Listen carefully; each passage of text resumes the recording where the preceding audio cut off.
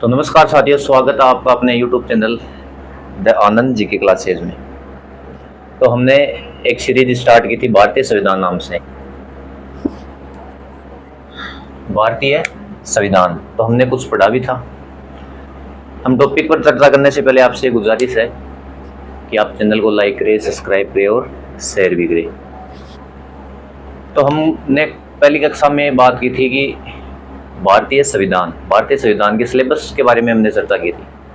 उस सिलेबस में हमने कुछ महत्वपूर्ण भाग भी देखे थे और कुछ महत्वपूर्ण शब्दावली भी देखी थी। तो आज भी हम एक या दो क्लास और हम केवल शब्दावली और सिलेबस पर ही चर्चा करेंगे कि हमें क्या क्या पढ़ना है, क्योंकि क्लासेज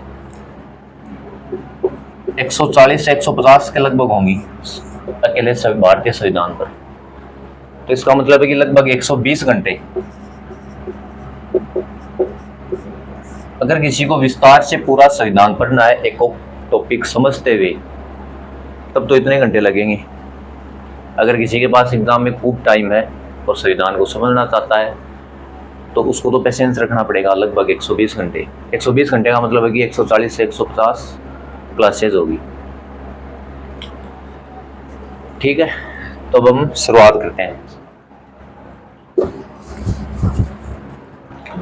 तो हमने कल कुछ शब्दावली पढ़ी थी जिसमें हमने संघात्मक और एकात्मक क्लास टॉपिक था। उसके आगे हम और भी शब्दावली पर चर्चा करते हैं। जैसे और मैं शब्दावली लिखूं, संवैधानिक, संवैधानिक। आगे एक और लिखूं तो असंवैधानिक क्या है, असंवैधानिक क्या है।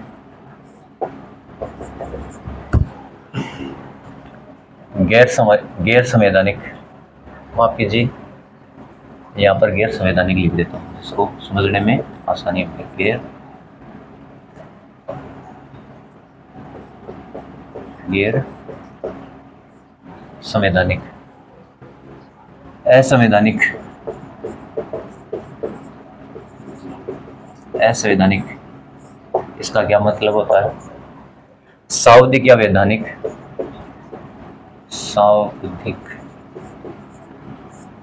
सांविधिक या वैधानिक,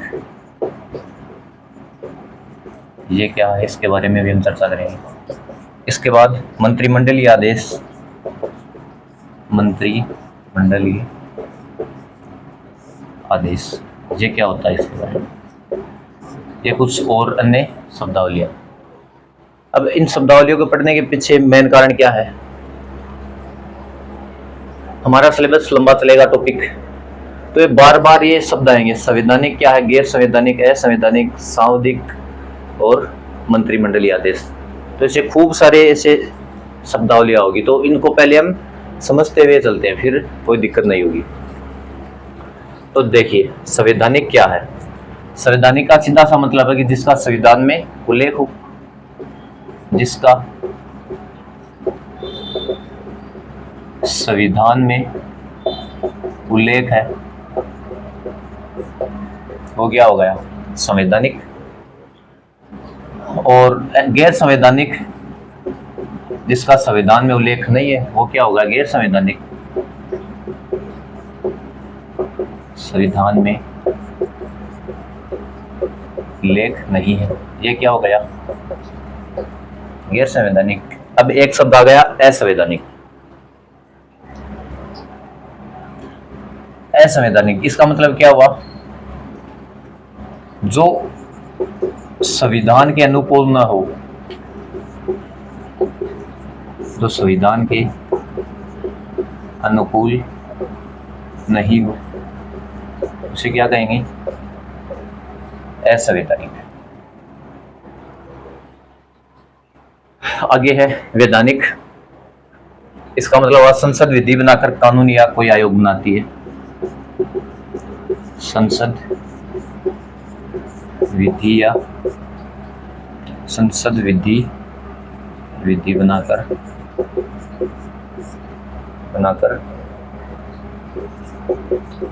कोई कानून या आयोग का निर्माण। ये क्या हो गया? वैधानिक। एक मंत्रिमंडलीय आदेश।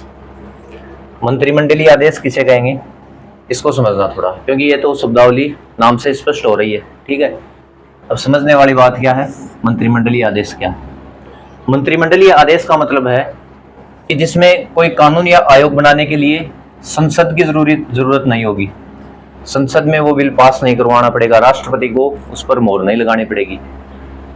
तो वो आदेश या कानून किसके द्वारा पास होगा, तो वो होगा मंत्रिमंडलीय। प्रधानमंत्री के नेतृत्व में जो भी मंत्रिमंडल गठित है उसके आदेश के द्वारा ही वो आयोग निर्धारित हुए। जैसे प्रधानमंत्री जी 2014 में मोदी जी तब बने थे, तो इससे पहले क्या था, योजना आयोग।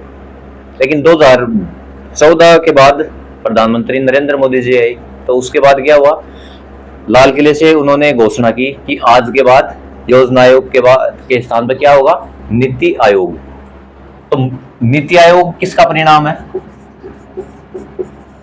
नीति आयोग। तो नीति आयोग बनाने के लिए संसद में किसी बिल या किसी प्रस्ताव की जरूरत नहीं रही, ना ही राष्ट्रपति की अनुमति की आवश्यकता थी। तो नीति आयोग कैसे बना, मंत्रिमंडलीय आदेश के माध्यम से। हाँ, हो सकता है कि आगे कोई नई सरकार आए तो नीति आयोग के स्थान पर कोई योजना आयोग भी ले आए, या फिर इसके अलावा कोई और भी आयोग ला सकता है। ठीक है, ये शब्दावली हमने देखी है। अगर आप में से कोई नोट करना चाहे तो कर सकते हो, और आपसे सभी से गुजारिश है,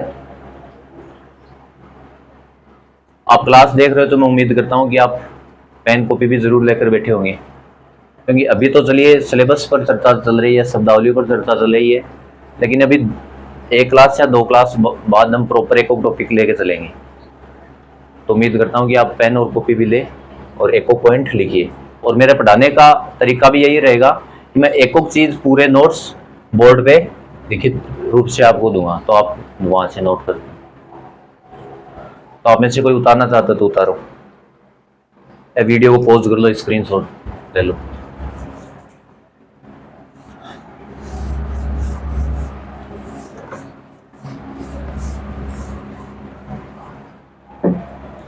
चलिए आगे देखें। और जैसे शब्दावली की हम चर्चा करें तो एक होती है संसदीय प्रणाली। संसदीय प्रणाली, इसको समझेंगे कि ये क्या है। ठीक है, एक होती है अध्यक्षात्मक प्रणाली। अध्यक्षात्मक प्रणाली, ये दोनों क्या है, इनके बारे में थोड़ा देखेंगे। पहले देखते हैं हम संसदीय प्रणाली क्या है। तो संसदीय प्रणाली की बात करें, पहले तो इसके उदाहरण देखते हैं कि विश्व में कौन कौन से देश हैं, फिर और आसानी से समझ में जाएगा। जैसे ब्रिटेन हो गया, और भारत में भी क्या है, संसदीय प्रणाली। अब संसदीय प्रणाली की और क्या विशेषता है कि इसमें दोहरी कार्यपालिका होगी। दोहरी कार्यपालिका,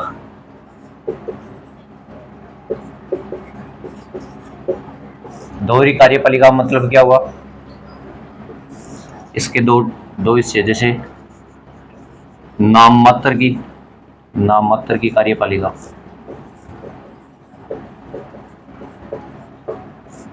और वास्तविक कार्यपालिका। वास्तविक कार्यपालिका,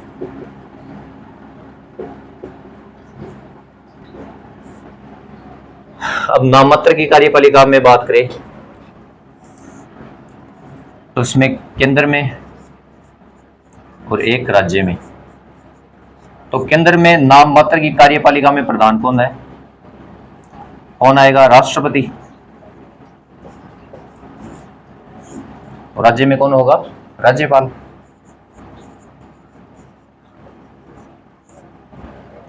फिर देखते हैं वास्तविक कार्यपालिका। वास्तविक कार्यपालिका में देखें तो केंद्र में कौन होगा, प्रधानमंत्री। और राज्य में वास्तविक कार्यपालिका के रूप में कौन भूमिका निभाएगा? सीएम, मुख्यमंत्री। वापस समझिए थोड़ा देर। मैंने दो शब्द लिखे हैं, संसदीय प्रणाली और अध्यक्षात्मक प्रणाली। पहले हम बात कर रहे हैं संसदीय प्रणाली। संसदीय प्रणाली किन किन देशों में है मुख्यतः? ब्रिटेन में और भारत में। अगर भारत में बात करें कि संसदीय प्रणाली हमने कहां से ली थी, तो कहां से ली थी? ब्रिटेन से। ठीक है। अब संसदीय प्रणाली की एक विशेषता है कि इसमें दोहरी कार्यपालिका होगी। दोहरी कार्यपालिका का मतलब इसमें एक तो नाममात्र की कार्यपालिका होगी, एक वास्तविक कार्यपालिका। नाममात्र की कार्यपालिका का अर्थ क्या है कि जिसमें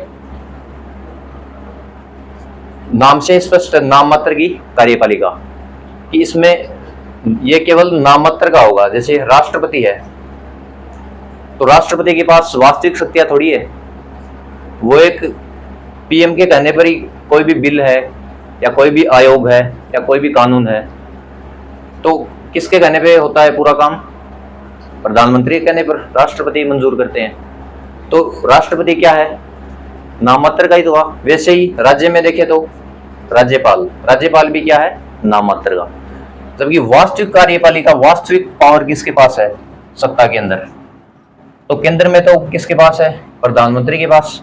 और राज्य की बात करें तो सीएम के पास हो गया। ठीक है। अब देखते हैं अध्यक्षात्मक प्रणाली क्या है। तो इसका सबसे बड़ा उदाहरण कौन सा है? अमेरिका।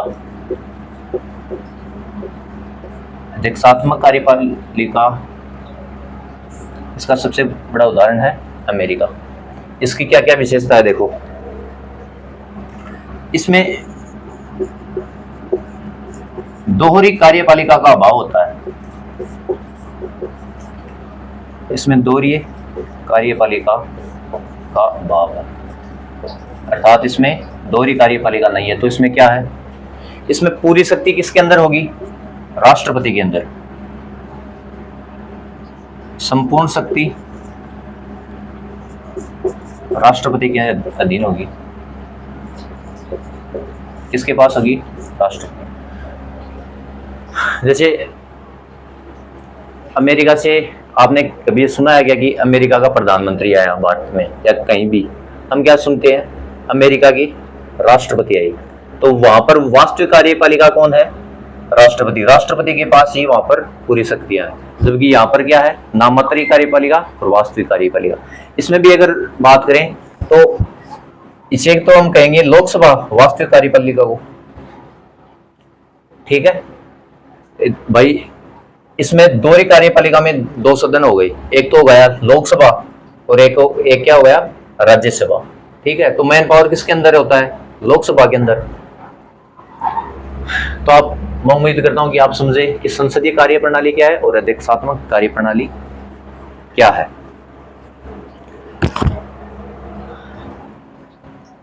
तो चलिए, एक हमने कल पढ़ा था संघात्मक व्यवस्था क्या है, एकात्मक व्यवस्था क्या है। आज हमने क्या पढ़ा? संसदीय प्रणाली क्या है और अध्यक्षात्मक प्रणाली क्या है। इसके अलावा हमने कल बात की कि लोकतंत्र क्या है और संविधान क्या है और राजतंत्र क्या है। ये हमने शब्दावली पढ़ चुके हैं कल, आज की क्लास में और कल की क्लास में। तो मैं उसी के आधार पर आपको एक क्वेश्चन देता हूं। देखते हैं आपने क्लास को कितना ध्यान से सुना और कितना देखा है। अगर आप उस क्वेश्चन को कर पाते हैं तो इसका मतलब है कि आपने क्लास को देखा है पूरा। प्रश्न देखो, पर एग्जाम में क्वेश्चन आया हुआ भी है। तो हम क्लास में थ्योरी के साथ साथ बीच बीच में एक दो क्वेश्चन भी करवाएंगे। ठीक है। मैं एक प्रश्न दूंगा आपको, सुमेलित करने वाला देता हूं जिससे आपको आसानी होगी। मैं एक तरफ लिखता हूं सूची 1, सूची 2, आपको मिलान करना है। ठीक है। तो क्वेश्चन है,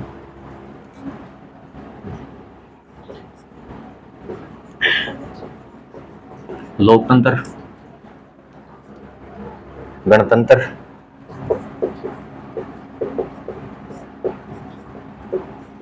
अध्यक्षात्मक, लोकतंत्र, गणतंत्र, अध्यक्षात्मक और संघात्मक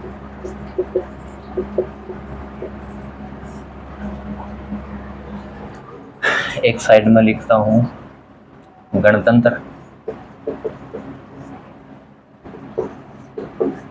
लोकतंत्र, गणतंत्र, लोकतंत्र, संसदीय, संसदीय और एकात्मक। ऑप्शन सी में लिखता हूं लोकतंत्र, गणतंत्र, लोकतंत्र, गणतंत्र, संघात्मक, संघात्मक, और हो गया संसदीय प्रणाली, संसदीय प्रणाली। सुमेलित करना है एक को किससे, दो से। आगे मैं देश लिखूंगा तो मैंने यहां लिख दिया अमेरिका, ठीक है, ब्रिटेन, भारत।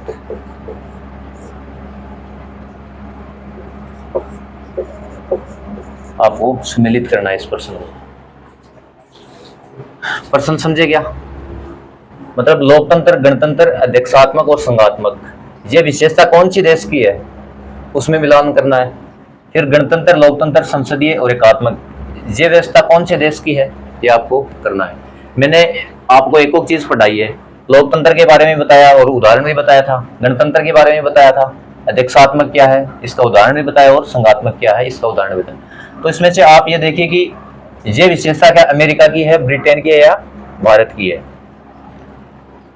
आपके पास समय है, 10 से 15 सेकंड का समय है, सोचिए और करें। एक क्वेश्चन पहले आ चुका है, फर्स्ट ग्रेड में भी आया है, आरएस में भी आया है और आगे भी आ सकता है, और खासकर शिक्षक भर्ती परीक्षा में संभावना ज्यादा रहती है। संघात्मक व्यवस्था और एकात्मक के बारे में ज्यादा पूछा जाता है। तो उम्मीद करता हूं आप बताओ।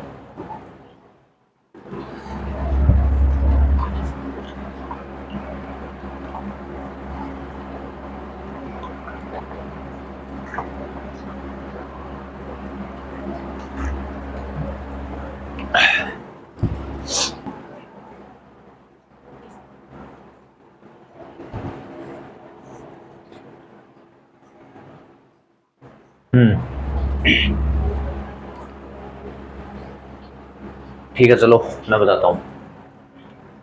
पहला है लोकतंत्र, क्या भारत में है सर, ठीक है।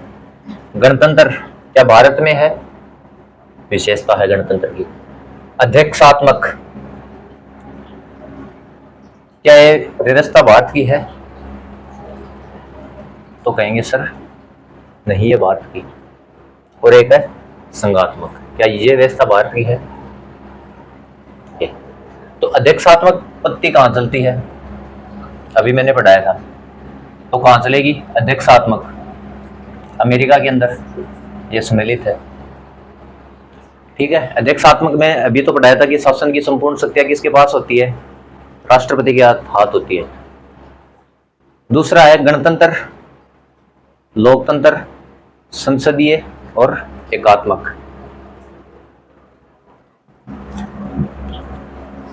ये बताइए। अच्छा, इसमें एक शब्द और जोड़ दो आप, एक शब्द और था, माफ कीजिए, राजतंत्र, राजतंत्र, अब और आसान हो गया।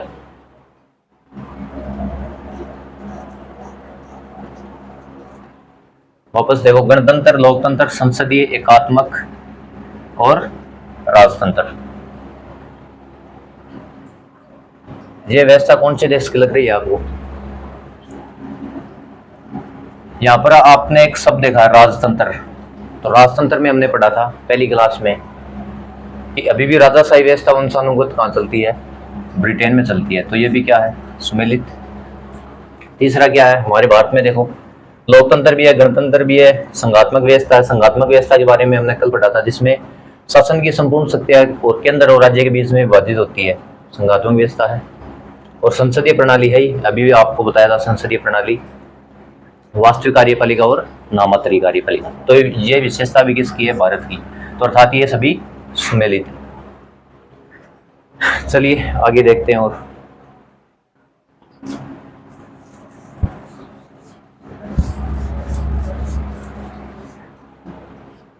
आगे हम पढ़ेंगे अब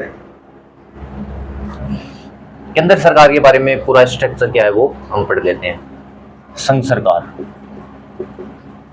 संघ सरकार, इसका उल्लेख कौन से भाग में है? भाग 5 कल आपको लिखवाया था, ठीक है। अनुच्छेद देखें तो कहां तक है?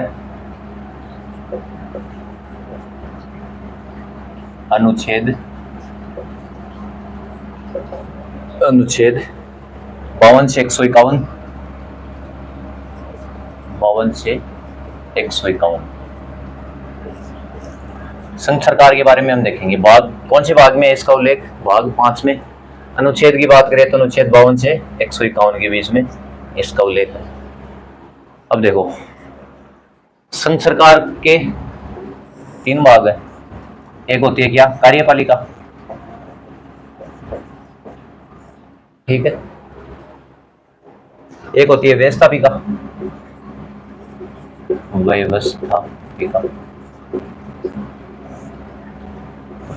तीसरी क्या है? न्यायपालिका।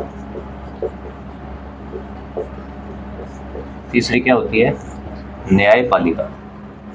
आपने ये पढ़ा भी होगा, ठीक।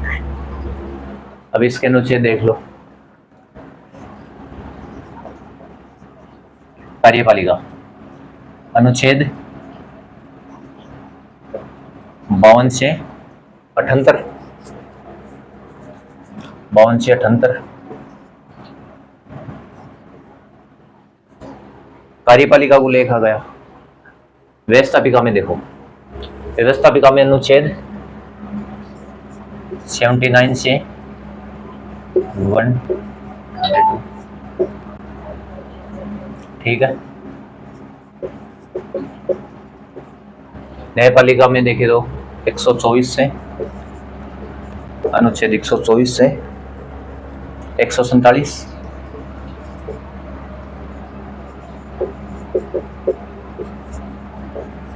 अच्छा, इसमें एक अनुच्छेद रह गया। 122 के बाद में सीधा कौन सा आया? 124। तो एक अनुच्छेद कौन सा रहा है? अनुच्छेद 123।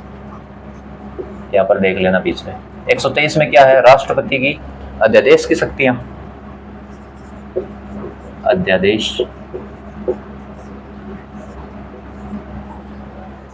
इनके बारे में हम डिटेल से पढ़ेंगे, ठीक है। मैं एक बार फिर से आपको बता रहा हूं कि एक बार हम स्ट्रक्चर ही पढ़ रहे हैं पूरा। हम कार्यपालिका में क्या क्या है ये चीज अभी देख रहे हैं कि इसमें क्या क्या पढ़ना है, व्यवस्थापिका में क्या है, न्यायपालिका में क्या है, ठीक है। अब देखो, कार्यपालिका में कौन कौन होता है? एक तो होता है राष्ट्रपति, राष्ट्रपति, ठीक है सर। और उपराष्ट्रपति, राष्ट्रपति हो गया। और कौन होता है? प्रधानमंत्री।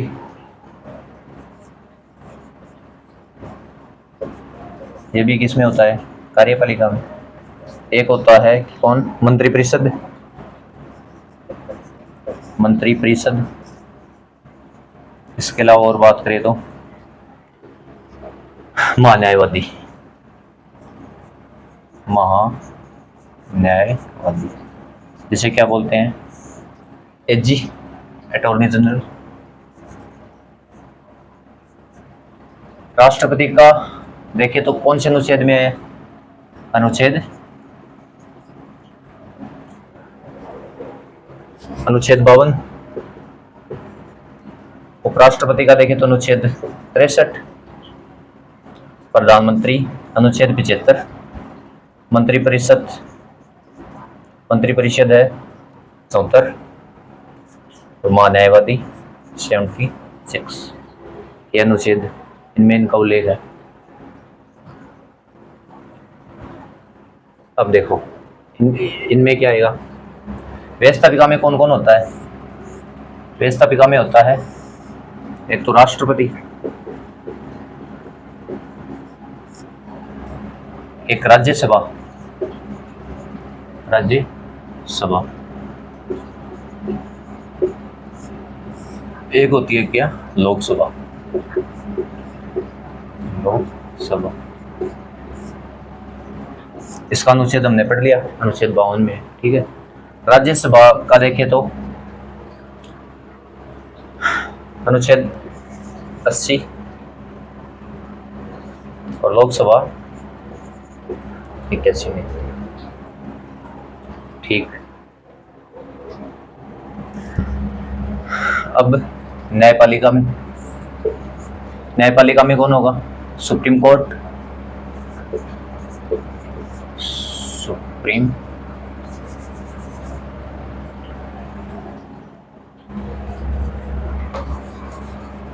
सुप्रीम कोर्ट होगा यहाँ पे।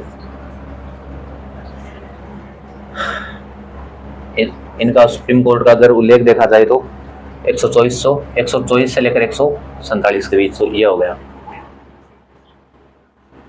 अब इनके कार्य देखते हैं। हमने पूरा स्ट्रक्चर तो पढ़ लिया कि संघ सरकार भाग 5 अनुच्छेद 52 से 151 कितने भागों में बांटा गया है। कार्यपालिका होती है एक संघ सरकार में, क्या होती है? व्यवस्थापिका, और क्या होती है? न्यायपालिका।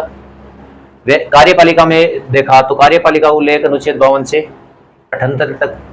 कार्यपालिका में कौन कौन होता है? राष्ट्रपति होता है अनुच्छेद 52, उपराष्ट्रपति अनुच्छेद 63, प्रधानमंत्री अनुच्छेद 75, मंत्रिपरिषद अनुच्छेद 74 और महान्यायवादी अनुच्छेद 76। अभी हम फिर से मैं बोल रहा हूँ कि स्ट्रक्चर ही पढ़ रहे हैं, 2 क्लास में यही पढ़ेंगे, फिर एक को टॉपिक करके पढ़ेंगे। जैसे राष्ट्रपति है तो राष्ट्रपति कम से कम 15 क्लास में कंप्लीट होगा, कम से कम 10 घंटे अकेले राष्ट्रपति में लगेंगे। 15 क्लास मतलब 40 से 45 मिनट की भी अगर मैं क्लास लूंगा तो अकेले राष्ट्रपति में 15 क्लासें लगेंगी। अब देख लो सिलेबस कितना लंबा जाने वाला है, पेशेंस के साथ पढ़ो। तो एक बार हम स्ट्रक्चर पढ़ रहे हैं, ठीक है। अब ठीक है, इसके कार्य देखते हैं कि कार्यपालिका क्या काम करती है, व्यवस्थापिका करती है और न्यायपालिका क्या काम करती है। तो व्यवस्थापिका के बारे में देखेंगे, कार्य क्या है इसके।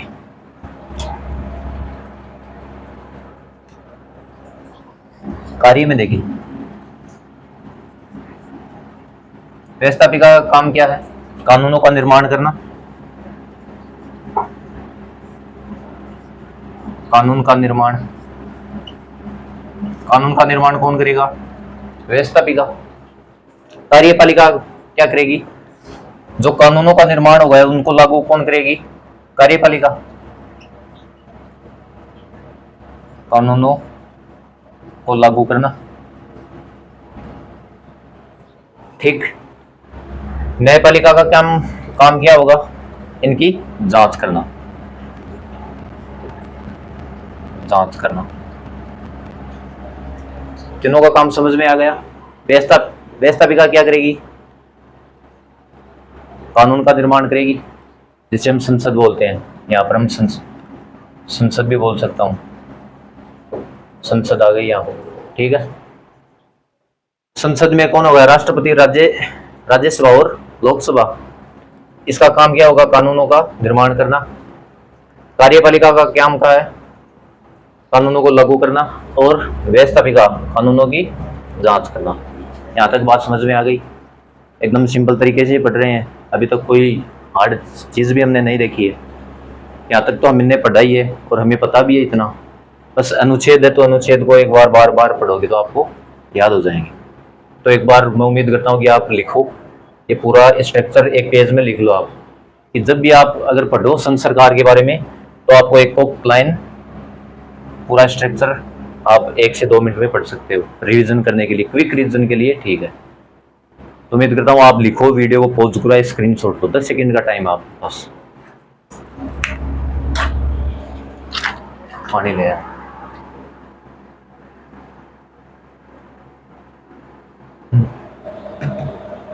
पानी ले।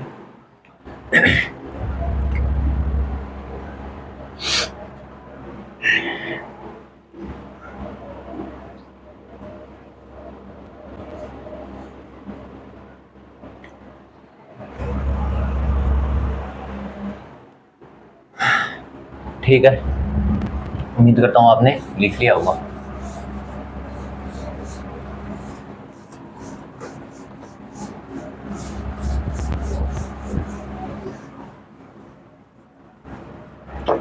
संघ सरकार के बारे में हम पढ़ रहे थे भाग 5 में।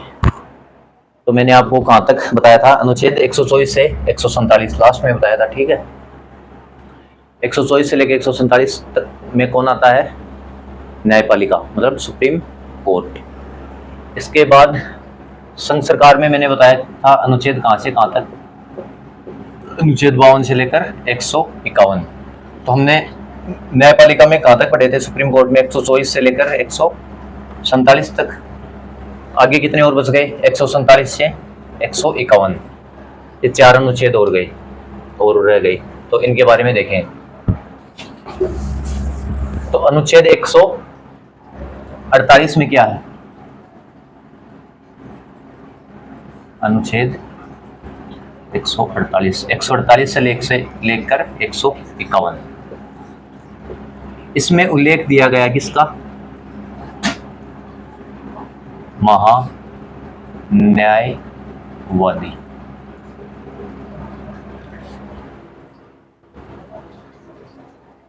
सॉरी, महान्यायवादी नहीं, CAG, CAG, controller editor general, जिसे हम क्या बोलते हैं, महालेखा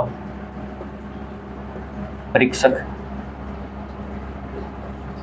जिसे हम क्या बोलेंगे, महालेखा परीक्षक। इसका उल्लेख इसमें अनुच्छेद 148 से लेकर 151 के बीच। इसका काम क्या है, इसको भी हम पूरे एक अलग टॉपिक के रूप में पढ़ेंगे डिटेल से। 148 से लेकर 151 की इसकी नियुक्ति कौन करता है, इनका काम क्या है, क्या क्या काम करता है। फिर भी हम देखें तो मुख्य संविधान में इसका उल्लेख है 148 से 151। तो BR अम्बेडकर ने इस पद के बारे में कहा कि यह एक